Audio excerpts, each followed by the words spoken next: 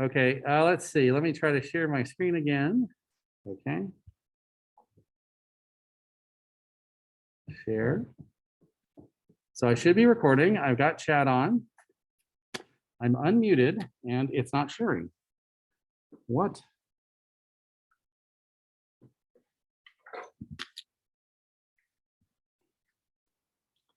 Oh, I have to be logged into the Texas State Wi-Fi.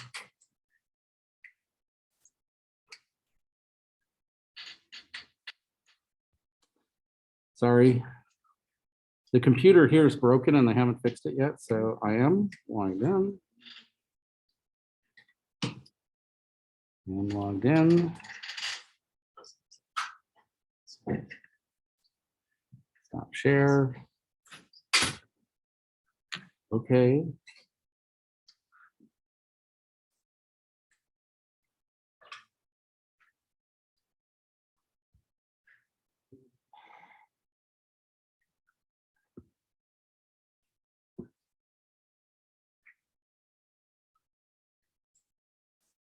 Stop share.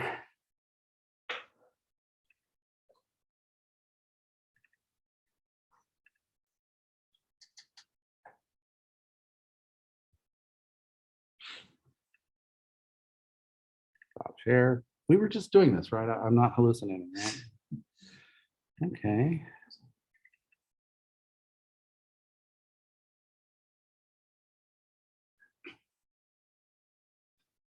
Why am I unable to connect? Okay, let's see.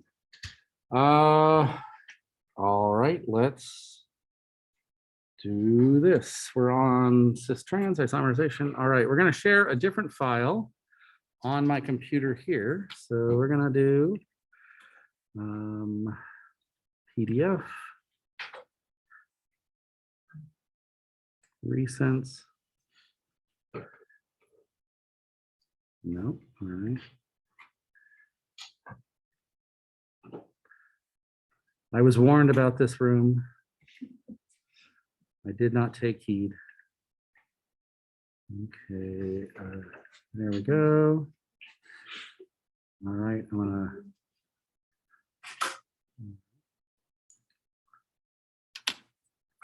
escape.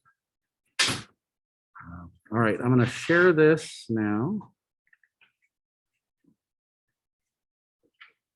All right. There we go. All right. Sharing my screen with this one here. Share. Yay. All right. Okay, great. The only problem is I'm on the wrong side. Okay. Whoa, that's way too far. Way too far.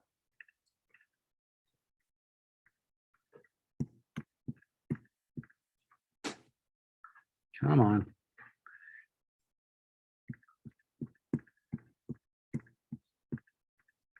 There we go. Okay. We're going to go to here. And so we've started here and we are going to annotate here. So what we saw was that our trans component was the one that had the higher melting point. I'm sorry. It has a higher melting point. I'm sorry. Let's go back to the cis. We had the higher dipole motion, which means that it wants to slip past each other to get to that dipole-dipole interaction that's in its liquid phase. Then it has to break all those dipole-dipoles to boil. So it has to break all those intermolecular reactions to be able to boil. If we look at the trans isomer, what we see here is that we have a zero dipole, meaning there's none of that interaction. And so what happens was there's no driving force for it to melt, to interact with itself, because it has the same interaction in the melt that it had in the liquid. And it has fewer intermolecular forces to break up, so it boils before the one with a dipole. So we see the boiling point's actually lower by 12 degrees. It's everything to do with that dipole-dipole interaction, that interaction between the partially positive side of one molecule and the partially negative on the other. All right, questions on that? Sorry about the technical. All right, we have just about 22 minutes to continue. So I'm going to go ahead and move on to the next slide here. If it'll let me. I want to stop annotating and go to the next slide. All right. So what have we talked about? Okay, we've talked about molecular shape. We've talked about polar bonds. We've talked about how you can add all the polar bonds together to make polar molecules. Now let's talk about functional groups. In general, the concept of a functional group is something that's going to serve a function. It's the part that's going to react. So we're looking at an atom or a group with a characteristic property, specifically the reactive part of the molecule, okay? So it's the fun part, it's the part that does everything. If you think about it, those alkanes, those carbon hydrogens, don't have very polar bonds. They don't do a lot of reacting, which means every time you sprinkle something else in, that might be the thing that's doing the reacting. So look for that. So what we want to look for there is that reactive part of the molecule. And they all react a little differently, so we have to figure out the level of reactivity that these things have. So the next thing we need to know is that our functional group determines the geometry, the physical properties, the reactivity, and the name. Hydrocarbons, just for hydrocarbons, right? Well, by adding other things to it, we're going to see that it changes the name, okay? What we're going to see is the molecular geometry changes by the hybridization and which groups we have on there. For example, oxygen is going to give us a bent molecular geometry for that bond because it has two lone pairs and wants to bond twice. Physical properties, if things have a permanent dipole, that's going to raise the boiling point. If things have other kinds of interactions, it could be higher or lower. Okay, so we need to pay attention to that. And then which part of the molecule reacts? That's what we're looking for, is that functional group. Which part of the molecule reacts? So since most organic molecules have a carbon-carbon backbone and carbon-hydrogen bonds, those tend not to be the functional groups. Not true for carbon-carbon double bonds or carbon-carbon triple bonds. Those count as functional groups. But most of the time, what we're going to see is there's going to be something other than carbon or hydrogen. And that means heteroatom, hetero meaning different. Something different than carbon or hydrogen. And that's where we want to look for our functional group first. If we don't find any of those, we start looking for our carbon double bonds and our carbon triple bonds, carbon-carbon triple bonds. Questions on that? Okay. And what we're going to notice is on most of these, there's going to be a polar bond between carbon and the functional group. Okay, so let me go ahead and page down. Unfortunately, I cannot easily identify, I cannot easily write down on this. What can I annotate with this? Let me see if I can. I don't have a touch screen on my computer, so let's see if I can draw.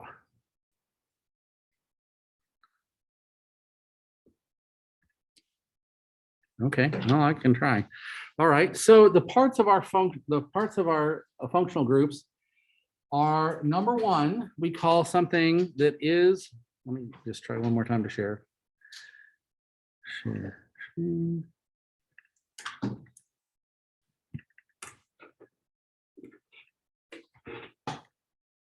Stop anything.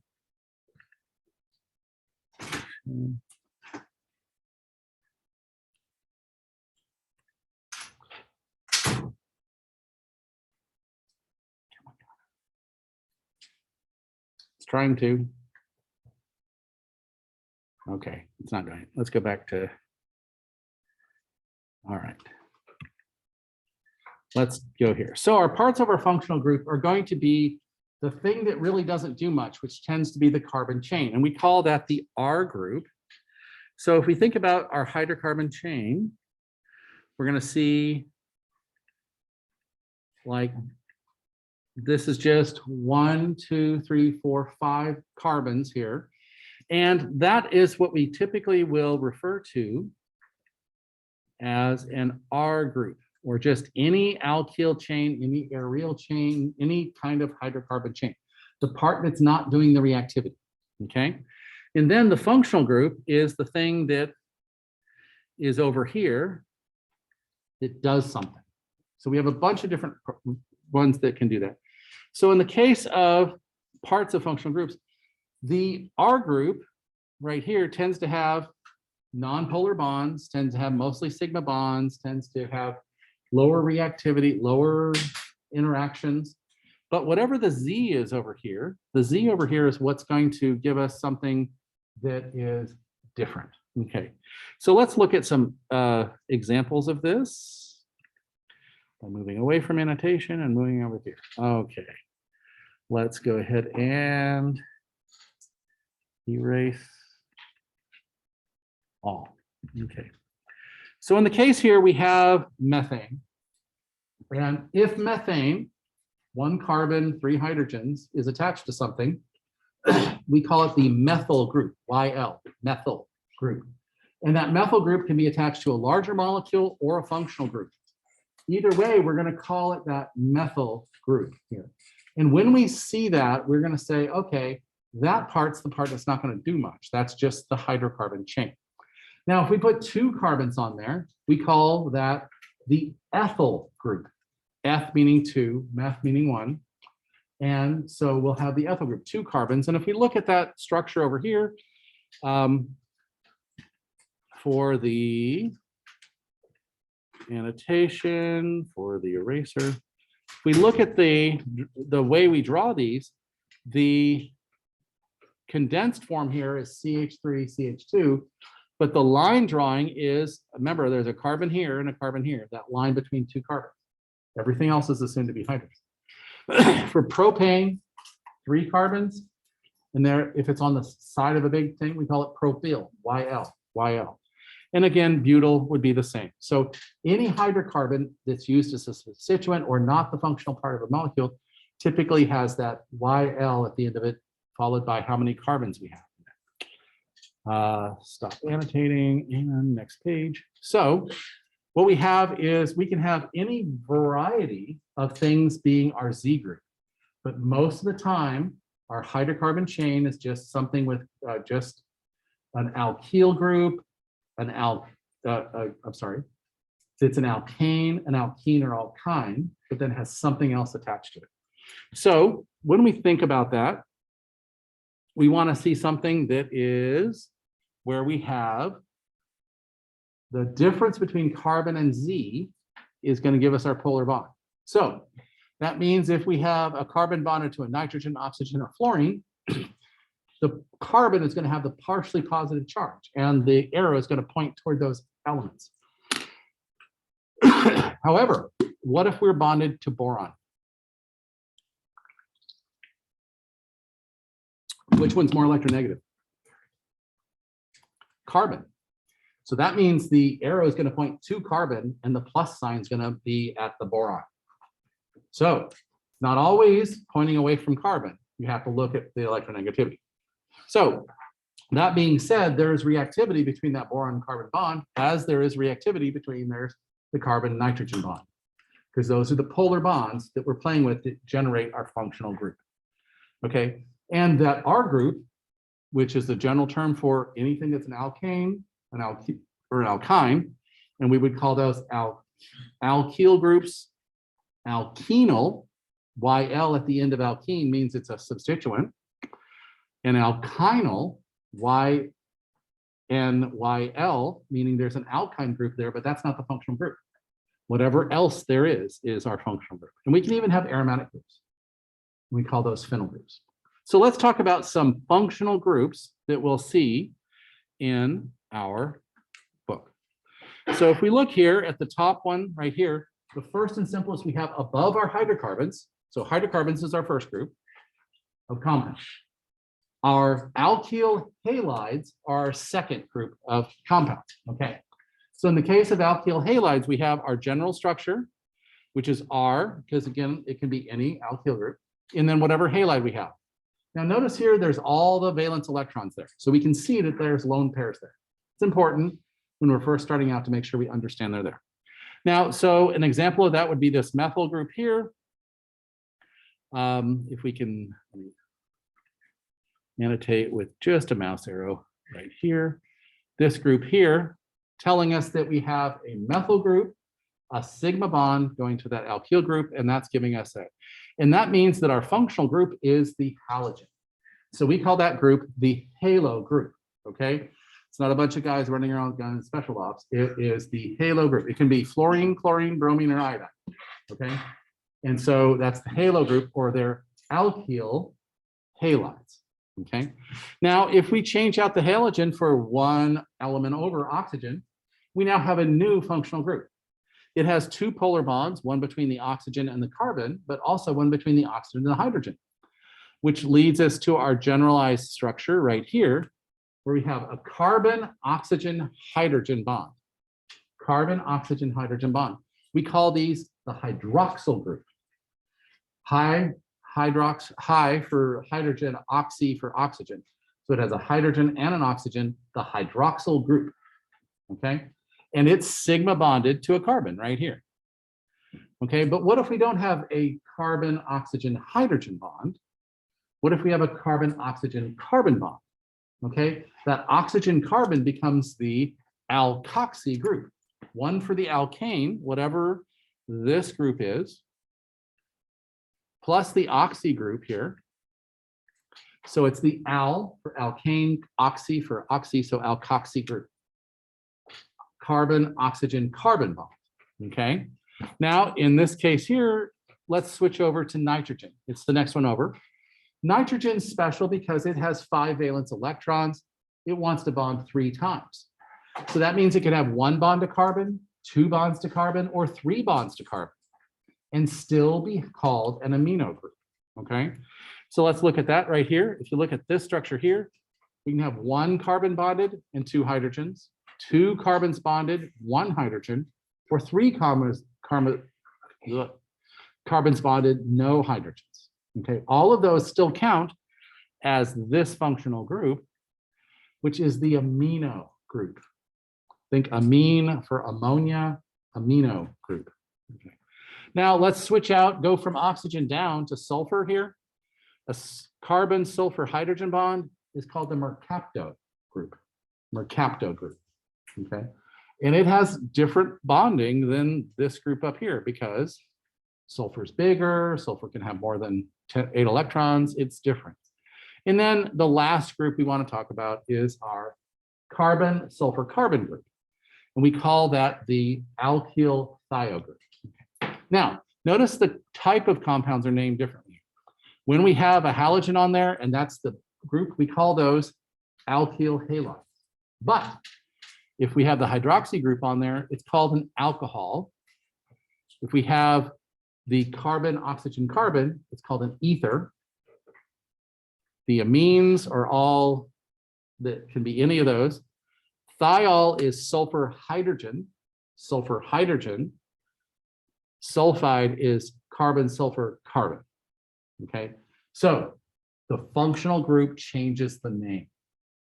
The functional group changes the name. And these all react differently and do different things. Okay. All right, let's see if we can get through. All right, let's just do this last slide. I know we have several minutes. Yeah, we have 8 minutes. We can get through this last slide. All right, so this is the last I want to do. Okay, when we're talking about types of carbons, we're talking about how many other carbons are bonded to it. Okay, so in the case of a primary carbon, that means we're going to have one other carbon attached to it. And it's usually denoted with the, let's see, the thing, one with a little teeny degree mark here. Oops, I'm not writing, I'm drawing, there we go. A 1 with, I'm not drawing anymore. Come on, let me draw, line. There we go. A 1 with a little degree mark on it is called primary. Okay, that means you have a carbon bonded to one other carbon. So if you have carbon bonded to one other carbon, how many hydrogens do you have on there? 3. 3. Okay, so if we have a secondary carbon, which is denoted by a little 2 with a little degree mark on it, right here, that means you have a carbon bonded to 2 other carbons. So how many hydrogens do you have on there? 2. 2. So if we have a tertiary carbon, that's denoted by a 3 with there, and it has 3 carbons bonded to it. How many hydrogens does it have? 1, okay. And if you have 4 carbons right here and bonded to it, you have a quaternary carbon. And how many hydrogens have bonded to it? 0, right, because you can only have 4 bonds to carbon. So let's look at this compound here. So what is this classified as? Carbon.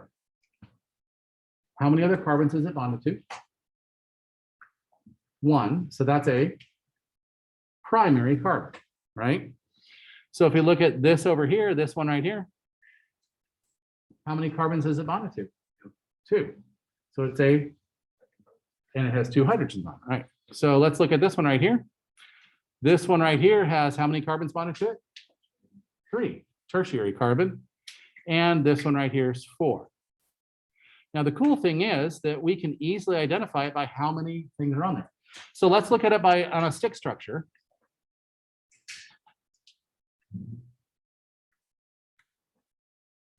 And figure out, just by looking at it, we can say that one of these is going to be a primary, at least, right? So this is going to be a primary, but this end of a stick over here, this is a primary, and all 3 of these are going to be primary carbons, right? So when we look at our stick structure, the ends of chains are primary carbons. Anything that's bent like this is a secondary carbon. Secondary carbon. And anything that looks like a little propeller here is a tertiary carbon. And if it looks like a little tree or has 4 things attached to it, that's a quaternary carbon. So you can tell it both by its condensed structure as well as its stick structure. Okay, the cool thing is the hydrogens on that type of carbon are called that kind of hydrogen. So hydrogens on a primary carbon are primary hydrogens. So that means the hydrogens on this carbon here are 3 primary hydrogens, right?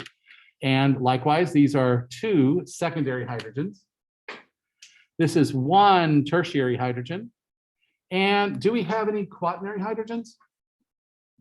No, because there are no hydrogens available. So you can mark out quaternary hydrogen. We do not have any quaternary hydrogens. Why is this important? Well, number 1, it helps us convert our condensed structure to our line structures. And our line structures help us easily look at what type of carbon we have. And guess what? When we put a functional group on those carbons, the different kind of carbons have different reactivity based on their functional group that's added to them. So we need to know primary, secondary, tertiary, and quaternary. All right, I'm going to go ahead and close out there. We're a little early, but with the technical difficulties, we'll start here again on Wednesday. Stop sharing. All right, any questions in the chat? Okay, I'm going to go ahead and stop recording.